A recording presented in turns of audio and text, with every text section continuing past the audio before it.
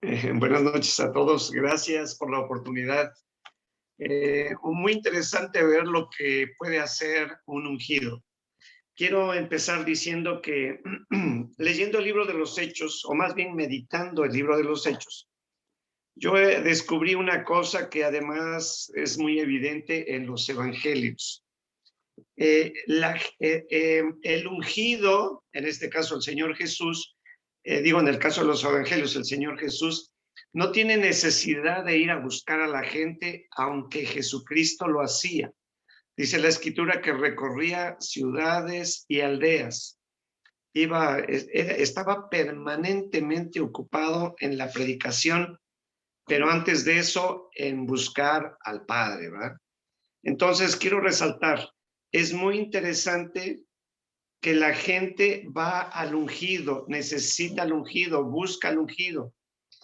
Cuando no lo encuentra, cuando la gente no tiene respuestas, normalmente va con los brujos, va con curanderos, va con otras personas, ¿verdad? Que normalmente los explotan y los engañan. Pero nosotros tenemos el gran desafío de invertir mucho tiempo en la búsqueda de Dios, y lo digo por mí porque lo necesito.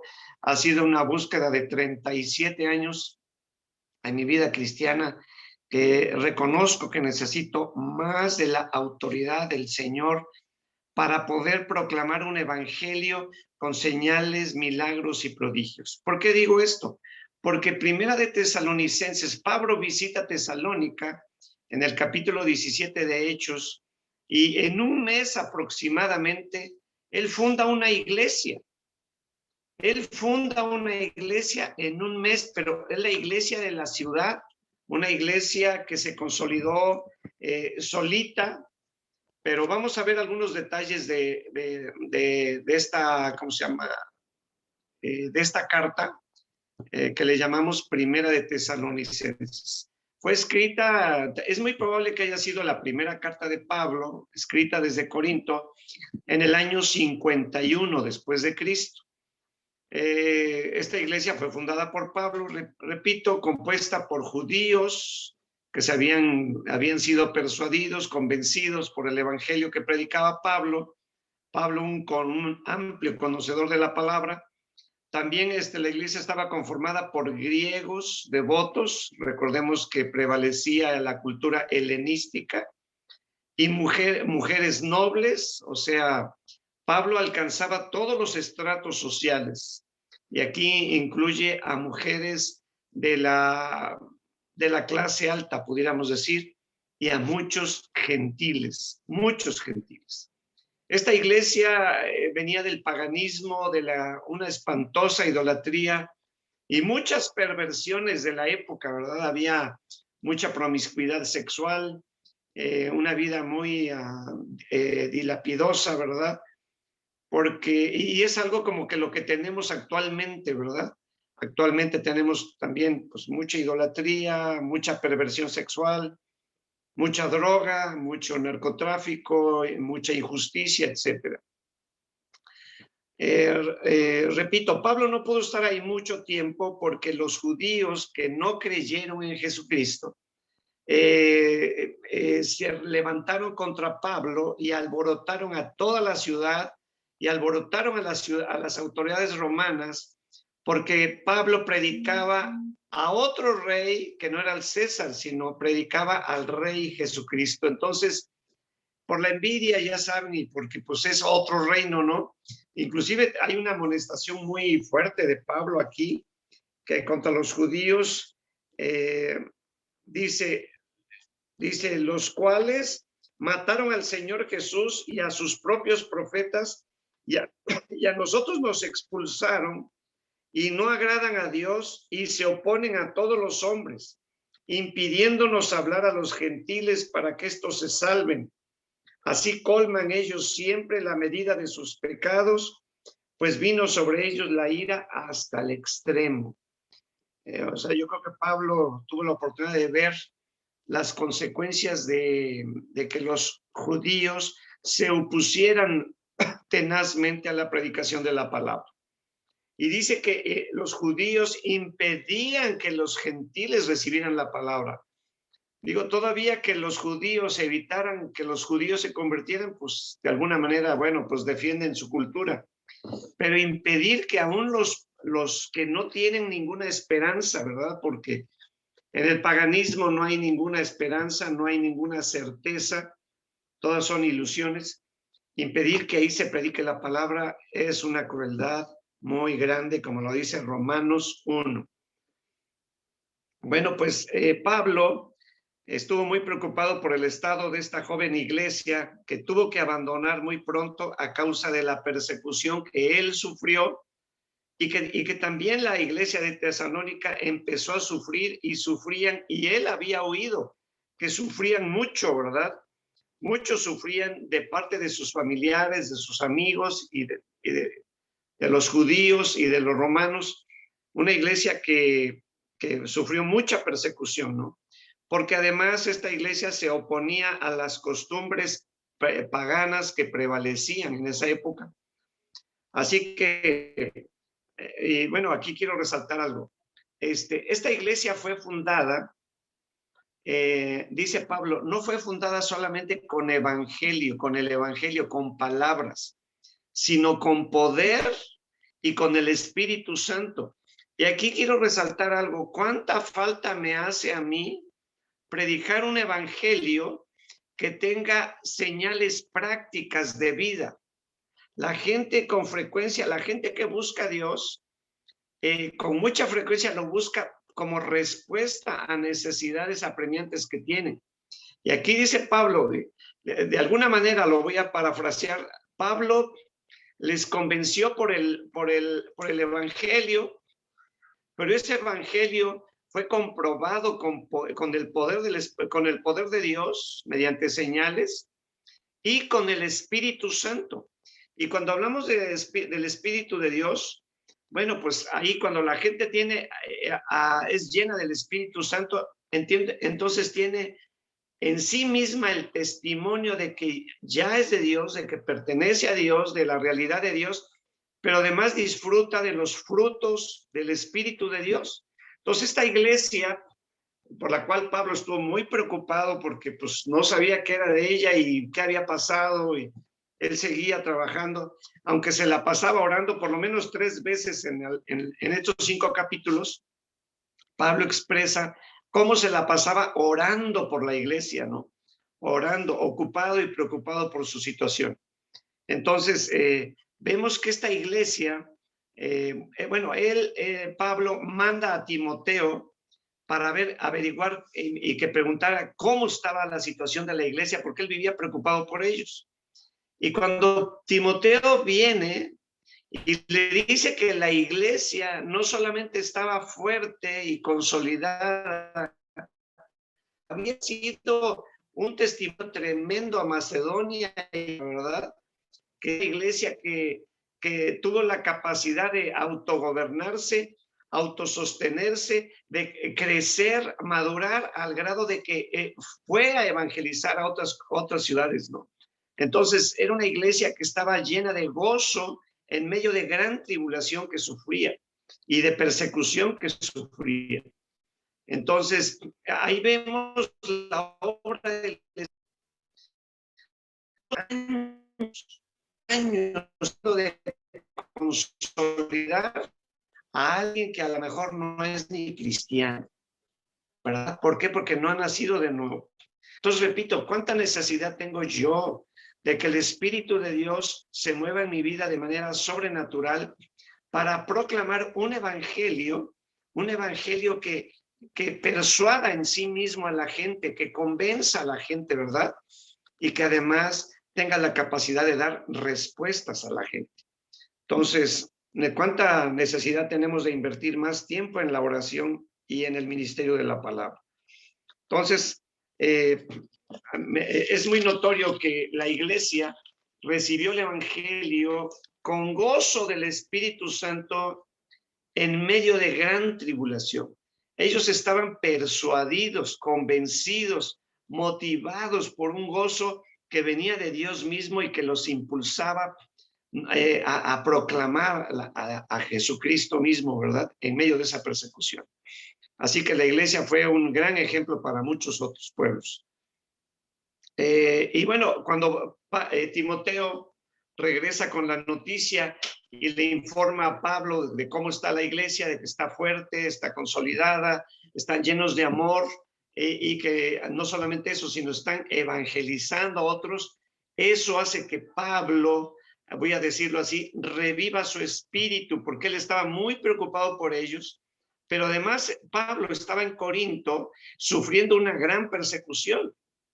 Entonces Pablo tenía miedo de que su esfuerzo, el trabajo que él realizó en ese mes, haya sido en vano. Y así que Pablo se llena de un gozo tremendo, ¿verdad? Por esa noticia, ¿verdad? De cómo estaba caminando de bien la iglesia de Tesalónico. Ahora, quiero aquí decir algo muy interesante. Por eso yo digo, esta iglesia perdió a su pastor fundador. Recordemos que estuvo muy corto tiempo, probablemente como un mes, y que sin pastor esta iglesia pudo crecer, pudo madurar y pudo reproducirse. Repito, ¿cuánta necesidad tenemos de crecer en la comunión con Dios y que Dios sea tan evidente en nuestras vidas para que cuando compartamos la palabra haga un impacto permanente en la gente? Nosotros a veces pasamos 10 años tratando de consolidar a unos chivos, porque no son ovejas, ¿verdad? Son chivos, hay que arrearlos y animarlos y digo, ustedes saben que ahora hay muchas estrategias carnales que se usan, ¿verdad? Para tratar de animar a la gente a que venga a la iglesia. Ya no que se meta con el Señor, no, que venga a la iglesia. Entonces se les invitan a comidas, convivios y, bueno, una serie de malabares que tenemos que hacer para tratar de imitar la obra que solo el Espíritu de Dios puede hacer. Recalco, esta iglesia sin pastor creció. Ahora, si yo me muero, a lo mejor la iglesia desaparece. ¿Por qué? Porque mucha gente depende del pastor. Mucha gente depende del pastor y hay gente que a mí me ha dicho, tú eres mi pastor, no me invites a congresos ni a nada, tú eres mi pastor y con eso estoy contento. Mientras yo esté aquí contigo, está bien todo. Y hay una idolatría ahí, hay pues, no sé, algo muy tremendo, ¿no? Repito, ¿cuánta necesidad tenemos de mostrar un evangelio visible, no solamente audible?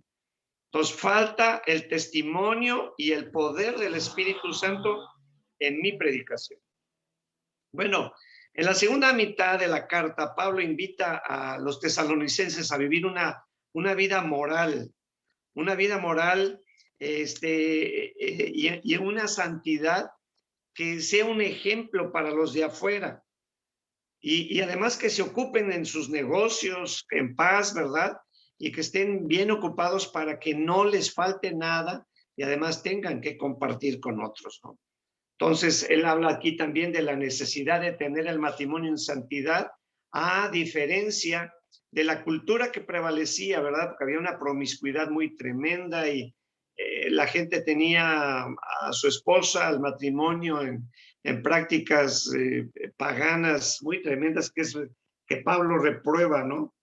Dice que cada uno de vosotros, dice 1 Tesalonicenses 4:4, cada uno de vosotros sepa tener su propia esposa en santidad y honor, no en pasión de concupiscencia como los gentiles que no conocen a Dios. O sea, como que estamos en el mismo canal ahora, ¿verdad? Hay una promiscuidad sexual espantosa, una difusión muy terrible de lo que es, pues algo que Dios le puso orden para que fuera solamente dentro del matrimonio. Ahora también en el capítulo 4, muchos creyentes dudaban acerca de qué pasaba con los muertos, qué había pasado con los muertos que ya no tuvieron la oportunidad de recibir al Señor Jesús que había prometido volver y se murieron y el Señor pues no llegó, ¿verdad? Entonces en esa preocupación Pablo los invita a que no ignoren, sino que que sepan y que vean, el Señor Jesús ha dado esperanza para los que mueren en Él. Y que es más, los que mueren en Él serán los primeros en levantarse de la tumba, ¿verdad? Y que se encontrarán con los creyentes vivos, se encontrarán con los creyentes que ya partieron, se encontrarán precisamente en la venida de Cristo y estarán siempre con el Señor. Entonces, una palabra preciosa que muchos de nosotros usamos para los velorios, ¿verdad? Porque es una palabra que da una esperanza muy maravillosa ahí, 1 Tesalonicenses 4. Entonces, otros tenían dudas acerca de la venida del Señor y de los tiempos y de qué día venía, etcétera.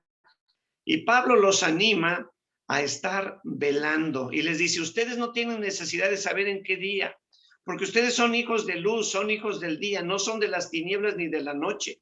El Señor vendrá como ladrón en la noche, pero recordemos que vendrá para los que no le conocen, porque para los que le conocen serán apercibidos de su venida. Entonces Pablo los anima a mantenerse preparados, velando, orando. Pero además les dice, y ya bien sea que duerman o que velan, a ver cómo dice,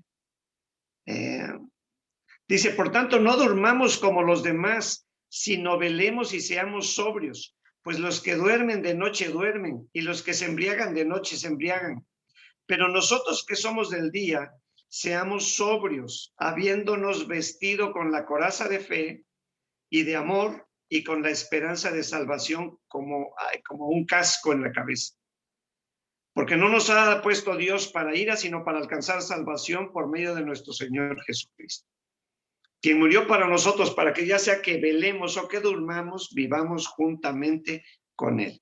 Entonces, Pablo finaliza la carta en el capítulo 5 con una serie de mandamientos expresados en palabras muy breves, ¿verdad? Que dice, estar siempre gozosos, orar sin cesar, dad gracias en todo, no apaguéis el espíritu, no menosprecéis las profecías. Con muy pocas palabras, Pablo da una serie de mandamientos. Este libro se compone de 5 capítulos, 89 versículos, es breve. Yo creo que los 3 temas principales ante las circunstancias de persecución que vivían y el paganismo en que vivían y la inminente venida del Señor, los 3 temas fundamentales yo creo que son santidad, amor y esperanza. Y tal vez el versículo clave o un versículo clave que es muy importante, 1 Tesalonicenses 5:23 dice, y el mismo Dios de paz os santifique por completo, y todo vuestro ser, espíritu, alma y cuerpo, sean guardados irreprensibles para la venida del Señor Jesucristo. Y dice, fiel es el que los llama, el cual también lo hará. Así que, resumiendo, en muy poco tiempo, un ungido puede levantar una iglesia fuerte. La gente busca al ungido, porque el ungido tiene el poder para levantar una iglesia que sea de Dios en menor tiempo, usando 3 cosas, el evangelio, el poder y el bautismo del Espíritu Santo. Así que Dios les bendiga, espero que hayan recibido algo.